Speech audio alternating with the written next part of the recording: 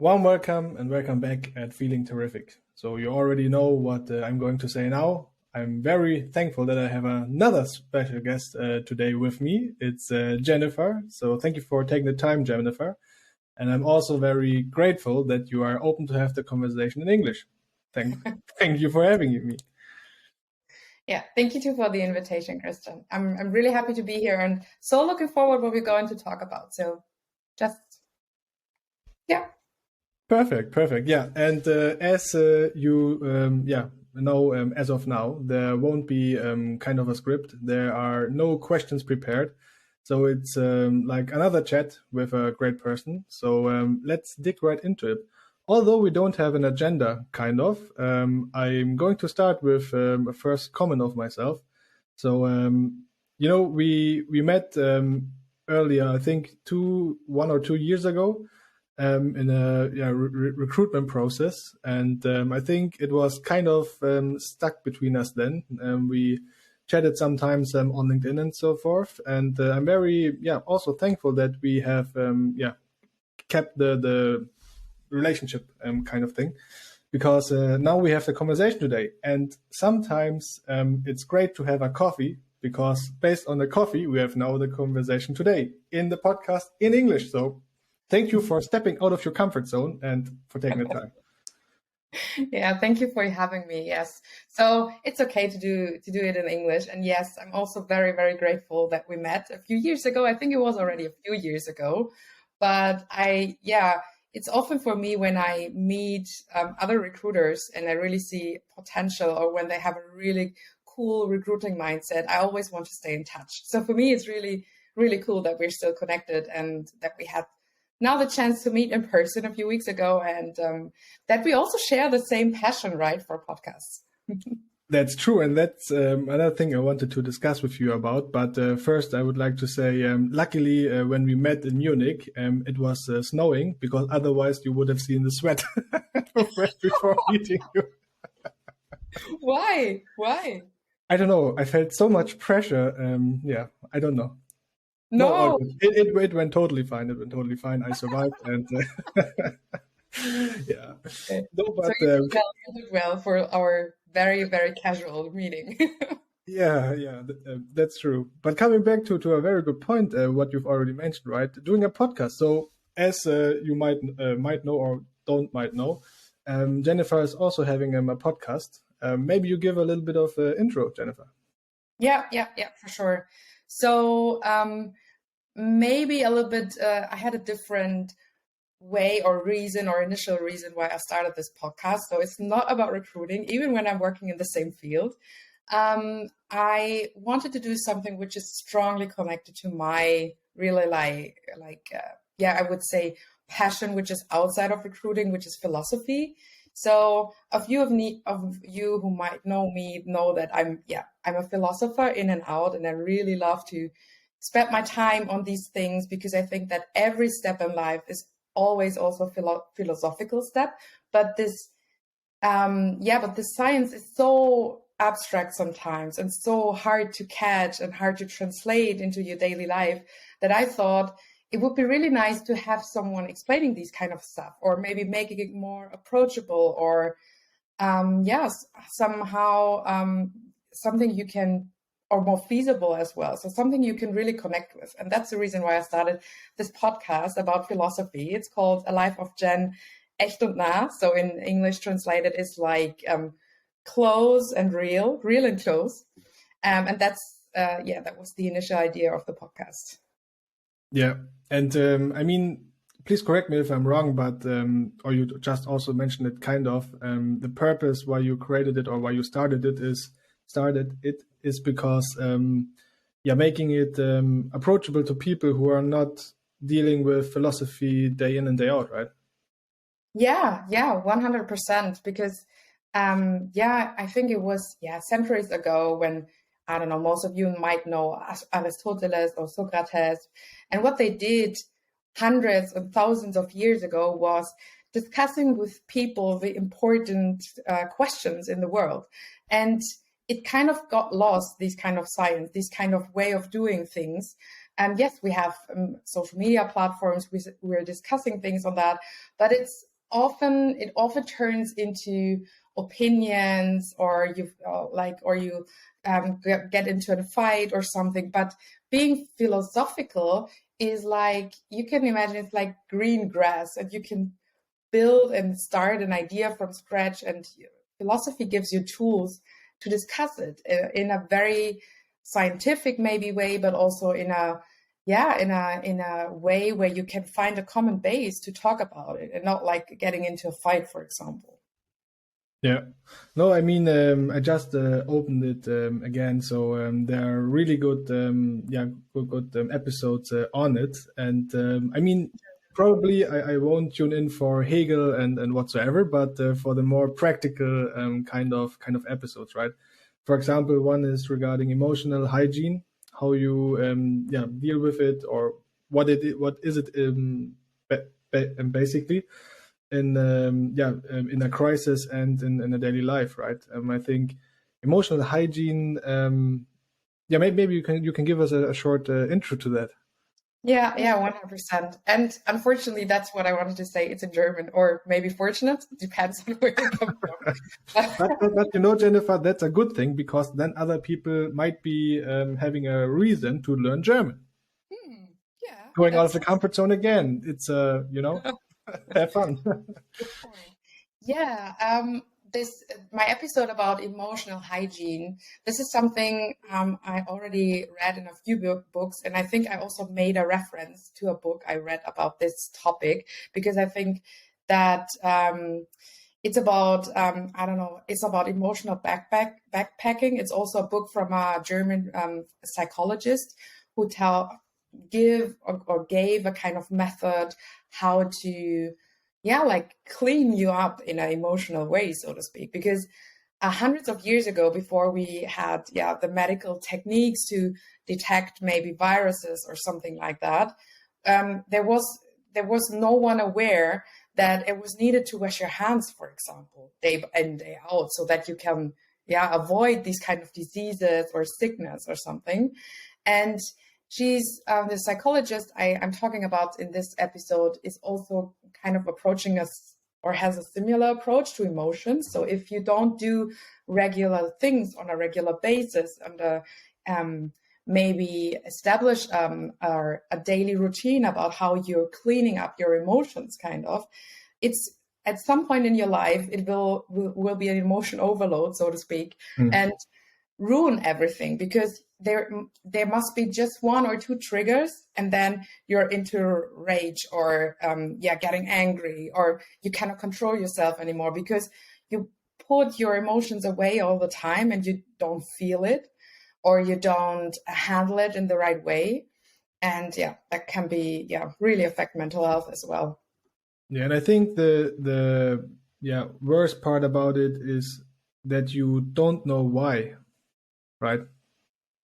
Yeah, you don't know why, because it's so the emotions you have, because you have emotions every day. You cannot avoid them. It's not something which is not there. It's always there. And it depends on how aware you made yourself about it, and how you handle these emotions, because otherwise they will be like get deeper and deeper into your emotional backpack, so to speak. And at some point in your life, it comes out, and you don't know where these emotions came from, because it was so long ago when this emotion arose at some point.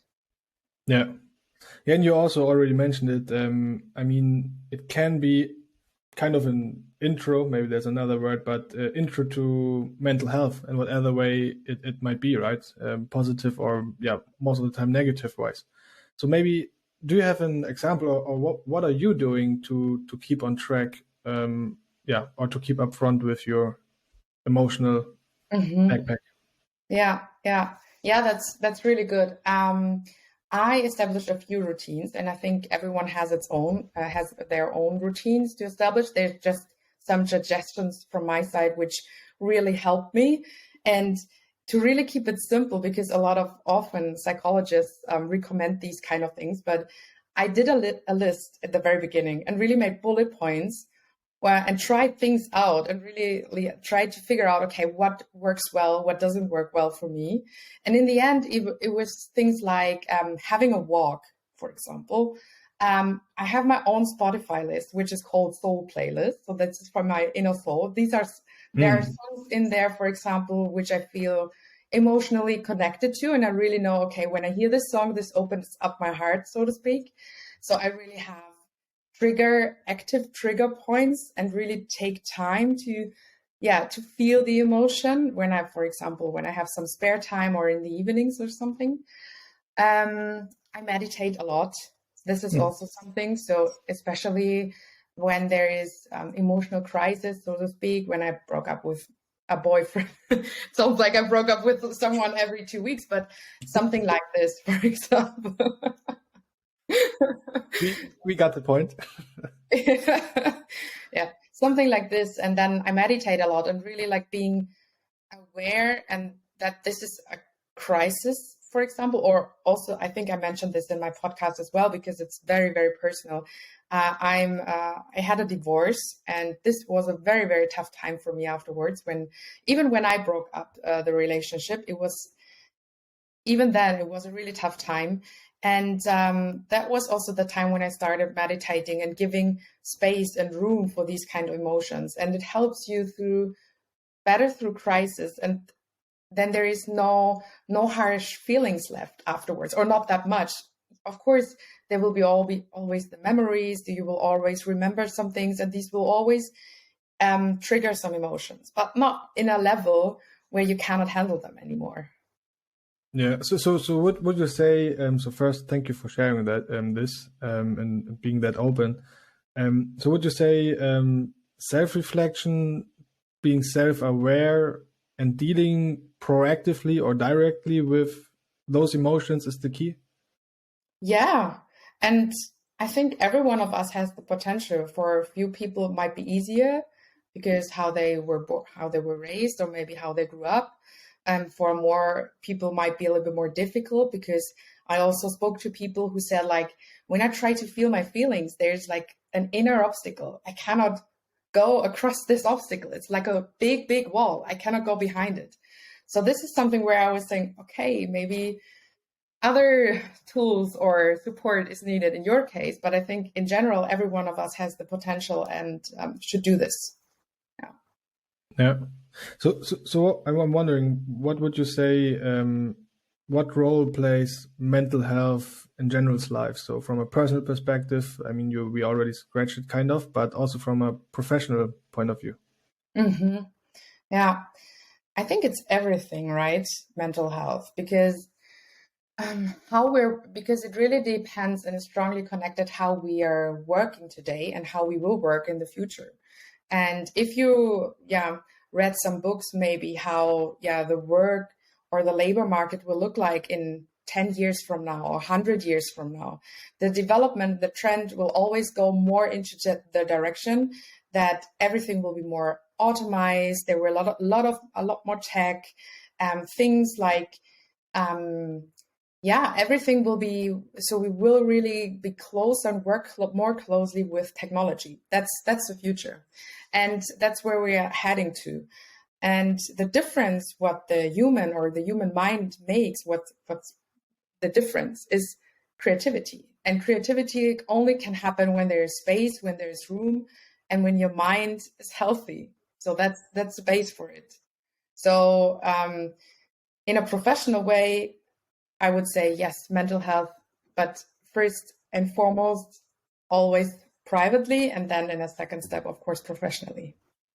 Yeah, no, I totally agree with you. I think we both agree when I say no job is worth your mental health, but not just your mental health, also your happiness. And I mean, some people might find happiness in the jobs, right? But I think the majority finds the happiness outside of it. And yeah, for whomever it may seem more appropriate, then please choose whatever is best for you. But yeah. No, I mean, maybe one more comment regarding your podcast. I really like the second sentence. So first you have Life of Jen, and then Houtma. Really? Yeah. Sorry. Real and close. Real and close, yeah.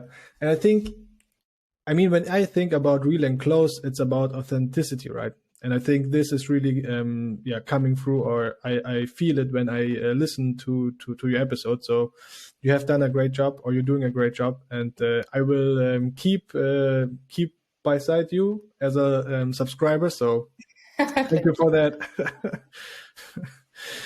Yeah. No, maybe coming to a different topic. We already scratched the podcast. We already scratched, or maybe another question for the podcast. I'm quite interesting. When I started the podcast, I wasn't really pre-producing, right? So the craziest thing what happened was, I committed to publish an episode every Friday, and the craziest thing was I was in the office on a Friday in the morning. I think it was 8 a.m. and I recorded an episode. And this was like, it was kind of crazy, but I was lucky because no one was in the office at this time. So I had my own recording studio. But anyway, so now I'm pre-producing, and as we are talking today, it's not the same day as it will be published. So good for me, for my mental health. I made adjustments. But how did you deal with it when you start the podcast? Maybe thinking about the structure, maybe thinking about the approach. I think you're also having a different kind of approach, right? Because you're having seasons also, if I'm not mistaken. Yeah, 100%. And really good question. So I did it, I think, a little bit. I'm so an analytical and structured person. So when I first started my podcast, I did a lot of research how to do a podcast. I really followed the step-by-step list. Really, I did every task step by step, and they recommended at that point to pre-record some things or to prepare it in advance, like 5, 6, or 7 episodes in advance. And that's how I did it first for the first season. And you might hear the difference. So it's really structured. I made a really structured script. I prepared. I researched in books to really have a good knowledge foundation when I'm sharing this. And that's maybe also the reason why the first season is mainly about philosophical basics, so to speak. And then it turned out, okay, it's a lot of work. It bored me. It was a little bit boring. And I was saying like, okay, because there was also very, very positive feedback about the emotional hygiene episode, not only from you, also from other people who reach out to me and say like, that was such a cool episode. And I was thinking, okay, that was maybe the one episode which was a little bit out of the order, out of the structure, because it was maybe more intuitive, and I shared a lot of personal stuff in there. And I was thinking, okay, maybe I have to be a lot more approachable and a lot more close when I share things which, go through my mind or which I have in mind right now. And that was the point. I think it started somewhere in season 2 that, and now it's like, okay, I made a kind of experience and get an insight out of it. And I was thinking, okay, maybe that's worth to do a podcast about it. And then I start doing it, and then I publish it right away. So that's my current approach. Yeah, it's interesting, right? I mean, when you think about having your or when you start, you think you are the expert, you have the perfect approach, the perfect structure and everything, right? And then for me, when I think about it, also not just from your story just now, right, but also from mine and other people. So this, what you've just mentioned, is the theory, right? So you approach it with a structure, etc., right? Which is well and necessary and so on, right? But I think the real authenticity, and this is what makes you unique and your podcast unique, or your whatever unique, right, is really happening, I think, when you get the feedback and when you think about it. So self-reflection also is a key here, I would say, and being self-aware how your whatever you create is being received, right? So this is very interesting because you also grow as a person per se during this time. Yeah, thank you. I think I kind of had the same idea in mind. And also I think a lot of people can resonate with what I'm experiencing or what I'm talking about, because it's so strongly connected to me, and because we're talking about very sensitive topics as well, because it's connected to my daily life. I think it's better to just talk about me and not making assumptions and like make generic statements like everyone is dealing with this or that and everyone should do this or that to solve it. So it's really like you can decide if you resonate with what I'm talking about, and then maybe you can pull one or two ideas or thoughts out of it and use it for yourself. So that's the idea. But one question: how do you do it? Do you prepare everything? Oh, you're not in the interviewer. Okay, you're. No. All good, all good. I mean, this is a conversation, right? No, it's not an interview per se, right? So, but maybe park this question for now. I just wanted to drop something, right? Okay. So before we started the conversation, and when we were in the cafe and we're talking about it in theory, right? What we would do in practical. You mentioned, Christian, English, I'm not sure, and so on, right? Your English is much better than mine, so please stop, stop. Whatever it is. Yeah, please, can you ask the question again? I did forget it. Yeah, but I'm dealing also with native speakers all day, and it really depends on my mood how well my English is. So. Okay. Yeah. I just wanted to ask how you structure yourself. So how do you prepare for each episode, or is it pre-recorded a few weeks in advance? That's a good question. So as already mentioned, right, last year when I started, so maybe a little bit going further back. So it all started with the idea in summer last year, right? And from thinking about it to really doing it was a long time. So I planned everything and my thoughts, etc., but I really didn't start it. And the key was then, it sounds like a story or whatsoever, but one day I just started and I hit the record button and then it was there, right? And I also made a LinkedIn post and saying that it's kind of public now, and that every Friday a new episode is coming. So it was kind of a commitment making this announcement publicly on LinkedIn. So, but sometimes you need a little bit of external motivation, I would say, right? And and the craziest thing was then doing the recording on a Friday for the same day. Yeah, don't ask me what in what kind of mental state I was. So this was kind of interesting, but it was a journey, a learning, right? As my mentor would say, a learning opportunity, and I'm quite open to learning opportunities. So lucky, yeah. Yeah, and this year I thought about it, and I also thought, okay, I don't want to have this same kind of mental state anymore, and I thought about doing it in a more structured way, right? So I was reaching out to a friend of mine who is working for an agency. So I hope I don't say it wrong, Miri, right? So if, then I'm apologizing, but there I did get for example, also a social media coaching, which was kind of interesting. It was blowing my mind. I think I did a post on LinkedIn which says working full-time and studying part-time, no problem. Working full-time and doing this and this, no problem. Working full-time and doing the social media coaching, mind-blowing. So this was really interesting. Yeah, but another thing is then also really pre-producing, right? And it's also interesting how to get the inspiration for episodes, right? I don't know how you're getting it, but for example, I use LinkedIn a lot, right? I mean, we talk to interesting persons all day long, right? But usually they are not the people we are talking to in episodes, right?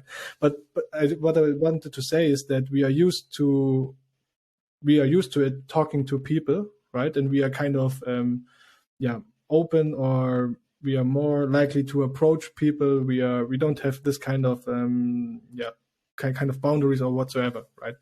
And it's really interesting. For example, I asked an old colleague from a previous company, and now we have this Thursday in the evening a recording, right?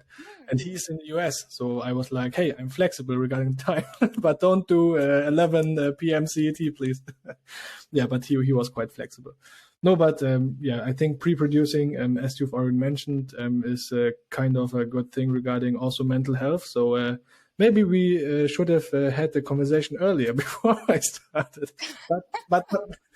But sometimes you just have to go through it, right? And then you are a much wiser person at the end. So Yeah, setting boundaries is also part of becoming or getting a better mental health. yeah.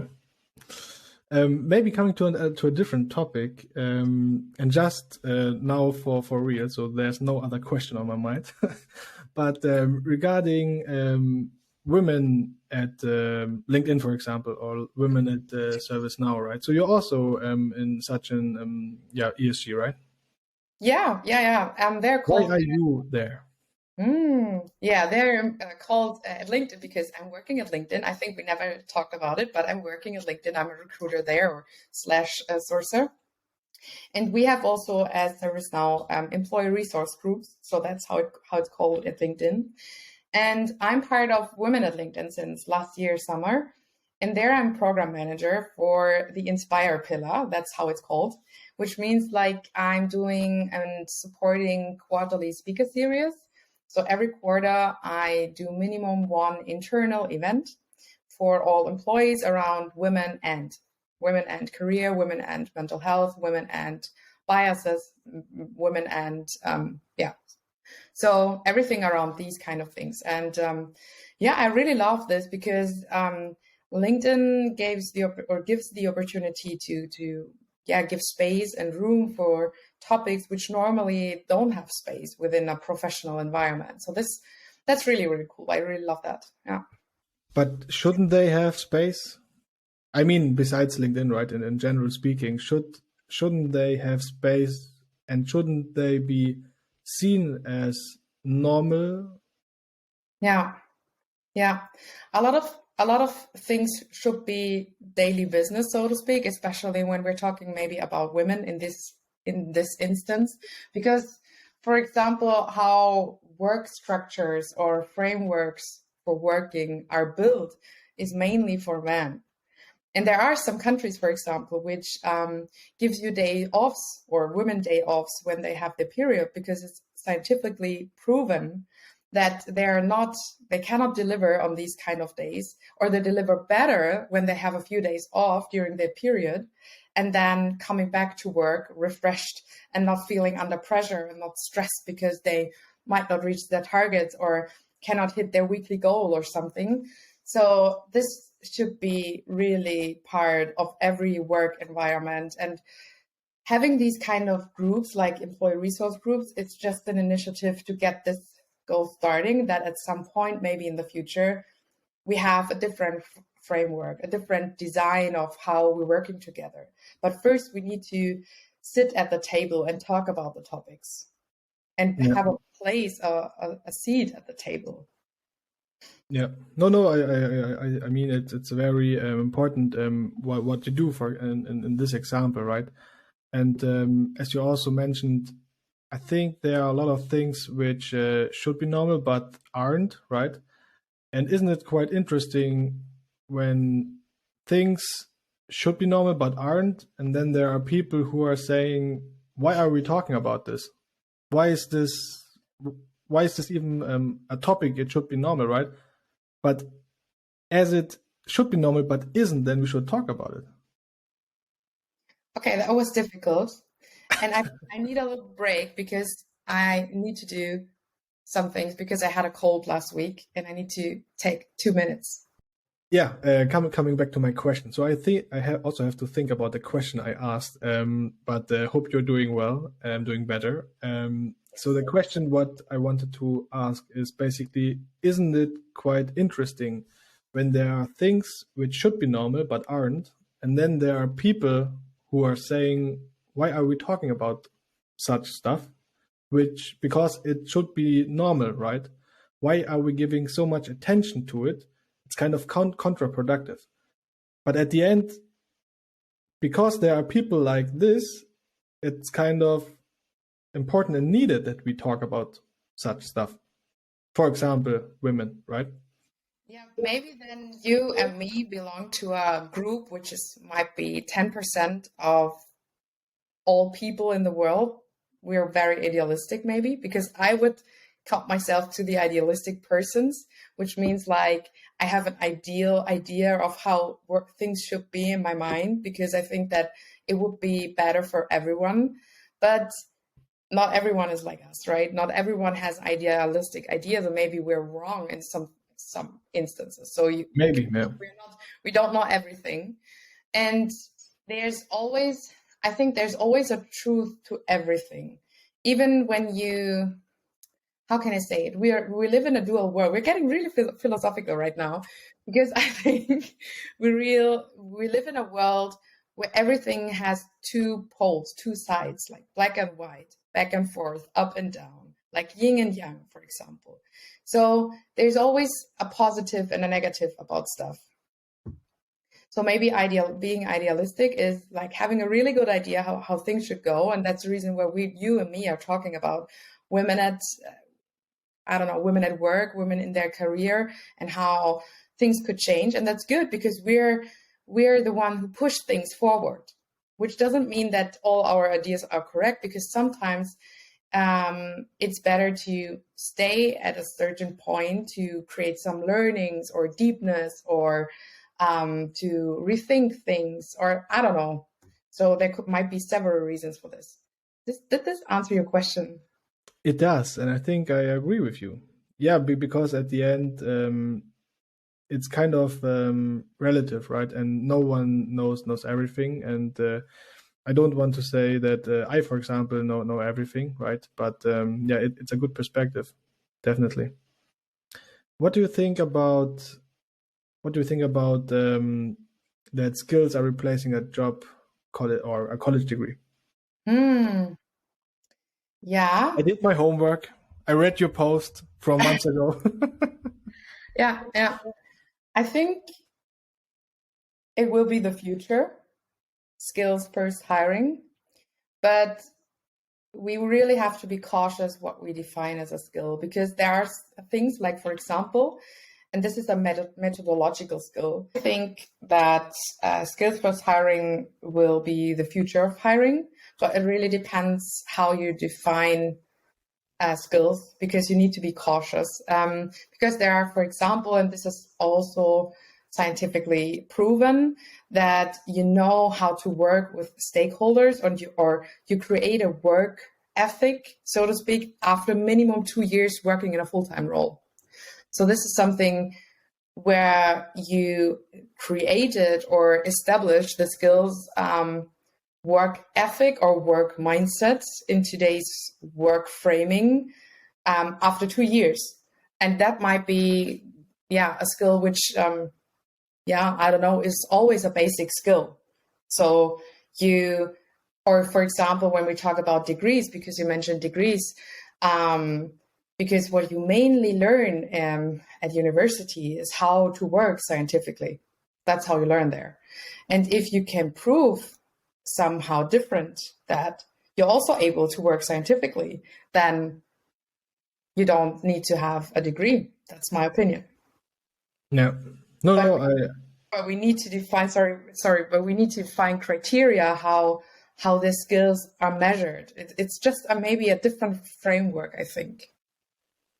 No, I think in whatever way it may come, right? I think the very important thing is having the open mind for something new, right? For a new approach, also in terms of how the society will change in the future and so on, right? I think there will be much more challenges ahead of us, which requires adaptability or adjustments or whatsoever, but at least minimum an open mind. So I think this is at least something which we should learn about this about this discussion. Yeah, 100%. And resilience, 100% resilience, because resilience is a skill which is strongly connected to all the stuff we talked about today, like to reflect yourself, to be self-aware, to know how to handle change. Yeah, and everything we talked about today, also like how you measure success, how you adapt to your environment, how you have dealing with change, with everything. That's resilience, and this is the skill we need to establish more. Yeah. So I think we both agree that resilience is a very important skill, right? Do you have an example for us where you were self reflectiveness, or where you saw that you showed resilience? Hmm. I think today it's really like it's already went over kind of into my daily habits. So I would not say that there are any bigger issues or examples, but I can tell you an example on maybe at the beginning of my in-house recruiting career, because that was the point in time where I made a lot of interesting experiences in recruiting. I said in the very beginning that I'm a very structured and analytical person, and maybe also a little bit too idealistic in some things. And when I started a few years ago in my first in-house recruiting role, I had a very clear idea on how things should go. And I made a plan, and I was very, very strict in my consequences and very, very pushy with my stakeholders. Very, very pushy, very, very strict. At some point, my manager came to me and said, like, we're still sitting all in the same boat. We're working into one goal. And if you're so strict, you just create borders and walls instead of creating collaboration and alignment and heading towards the same goal, for example. So you need to adjust your communication, and you need to have a more approachable communication. For example, ask questions instead of making statements, because that doesn't create borders. It shows curiosity and shows that people want to, that you're willing to create a base, a common base somehow, where we can talk about it, where you can align and work together. So this is an example which is really, really clear in my mind. And I remind myself a lot about this, because sometimes when I'm sitting with stakeholders, whatever kind of stakeholder, I'm thinking, oh my gosh, can we just not only do this or that? I know the answer, but then I remind myself and ask a question instead. And how does it play out at the end? It's always better. It's always better. So I made a really good progress in my career. So that was really, really good. And it turned out that I was one of the best recruiters and talent acquisition managers because of that, because I found a way how to communicate better with stakeholders and to collaborate better with stakeholders. Yeah. No, that's a very good point. Would you also say, or what would you say if I say that passion, the balance between passion and patience apply to your example? Okay, do you mean that, do you want me to go onto one side or position myself on one side, or what do you mean by this question? Yeah, no. The thing is that in your example you've just described, right? It's about being, or also dealing with feedback, right? And feedback in whatever way. And in this example, it was a constructive feedback, which you could have taken, or you could have said, I don't want this feedback, I'm the best and whatsoever. But you did take the feedback. And so your passion was quite high, but your patience was quite low, right? After the feedback, the balance between passion and patience was in a better state. And then you were able to accelerate your development, your personal development, right? Yeah. Would you say yes or no? I would say yes, but it was not like balanced at 50-50 after one example. So if you're changing your behavior, people are lazy. This is a process all the time. I think it got better over the last years. And every time I tried this approach with asking questions, I saw that I come to better results, quicker results. And I create, good relationships with stakeholders. So I saw that there is a better outcome in the end. And that made me change my behavior over time, yes. And now I would say I'm rather balanced, yes. Yeah, I'm glad to hear that. Would you also say that, I mean, as an example, right there, as you mentioned, it's a long process, and you probably are never will never be at the end of it. Would you also say that it's having also impact on your personal branding? How do you mean, like, what do you mean exactly by that? So you had just described the example, right? And then you said, okay, it's a progress and so on, right? And you have better relationships with the stakeholders or with specific stakeholders or whatsoever. And that at the end, as you have, or because of having better relationships with the stakeholders, your positioning or personal brand internally, but also externally is much better. Good question. I think internally it helped me a lot to position myself better. And therefore, when your position is better within an organization, you will get more likely you will get good opportunities to also be visible inside and outside of an organization. So that's what I experienced. So for example, then my manager saw, okay, she made progress. She got better. She has now a really good standing in the company.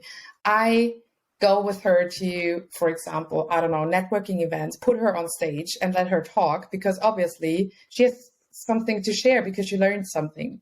And that was really, really cool. And then I got the feedback also from outside, and I saw, okay, things I'm talking about, it's interesting for people, and they want to hear these kind of use cases, examples, and stories because they're dealing with the same things and they don't know what to do. And I think it's every time like this when you create a learning. I think that's what you wanted to go to. When you create a learning and you share this with others, it can be only helpful. I'm not sure why it should not. And sometimes, and that's maybe the other side of the coin, and that's something where I feel a little bit frustrated sometimes. There are still people out there who don't want to share their learnings, who are afraid to share anything they're doing, and they stay at a certain stage and they make no progress, and they don't process. And they feel maybe also like, I don't know, offended or overwhelmed by people who are open to share their stuff. And that's sometimes a pity. That's sometimes sad because they're blocking things often. These are often the people who are blocking development and change and optimizations and process. Yeah. No, to be honest, when I, maybe a different example, but to your point, right? So for example, when I think about leaving a company, right, and joining a different one, so not at the moment, right, but in general speaking, I also do my due diligence, and therefore I also want to know, okay, how is the organization thinking? What is behind the wheel, what kind of atmosphere is there? What kind of culture is there, right? Besides my current company, but when I talk to people all of the time, at minimum in one sentence, there's the word culture, right? And it's there for a reason. So yes, at the end, you want to work for a company with a great product or software or whatsoever, but at the end, it's about the people, and the people are creating the culture. And so it's definitely included in when I do my due diligence. Yeah, 100%. So I think people-centric cultures or companies are the only organizations I want to be part of. And I'm happy that LinkedIn is. And obviously ServiceNow is also one of them. So that's really cool. Yeah. No more questions. I mean, I didn't have any before, but I'm out of my thoughts. What is still on your side? Do you have anything on your mind? Anything we didn't cover, or anything you wanted to share? No, I really liked your questions. So thank you very much for having me. And thank you for asking these kind of questions. I think they're really smart and they go really deep. And that's the reason why you're a good recruiter. So thank you. That's it. And again, luckily it was snowing. So thank you for your time, Jennifer. It was a pleasure as always. And hope to see you soon in Munich again. Bye-bye.